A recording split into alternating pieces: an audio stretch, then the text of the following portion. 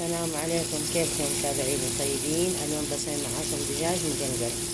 حطيت الصينية على النار وضفت عليها زيت وبصل شرايح وثوم. دحين اقعد اقلب في البصل لغاية ما يدبل مظبوط والثوم يطلع ريحته. دبل البصل وطلعت ريحة الثوم. دحين ضفت عليه الدجاج. طبعا الدجاج منزوع الجلد منزوع العظم، قطعته قطع صغير. دحين اقعد اقلب في الدجاج لغاية ما يتغير لونه. هتغير لون الدجاج ضفت عليه البهارات اللي هو بهار كاري وبهار مشكل وملح ومرقة ماجي، واضيف كمان معاه فلفل حار. طبعا الفلفل الحار اختياري على حسب الرغبة.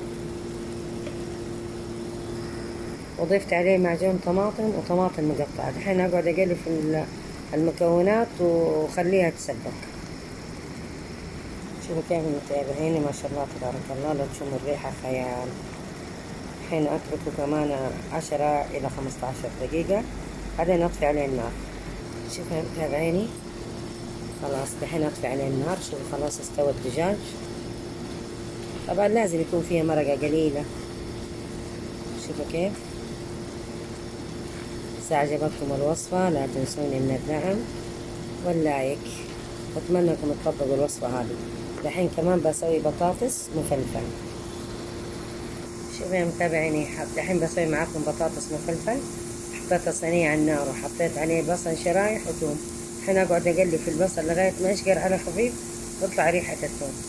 شوفوا يا متابعيني، حطيت عليه بهار مشكل وبهار كاري وملح وقليل من جلموت اللي هو ملح الجاوة، وحطيت معاه معجون طماطم وفلفل حار. الحين اقلب المكونات مع بعض، وضفت عليه البطاطس المقلي المقطعاته كده مربعات صغيرة. الحين اقلب المكونات مع بعض.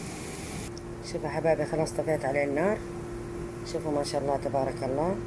إذا عجبتكم الوصفة لا تنسوني من الدعم واللايك، وأتمنى أنكم تطبقوا الوصفة هذه لأنها مرة لذيذة وتأكل مع رز أبيض. بالعافية علينا.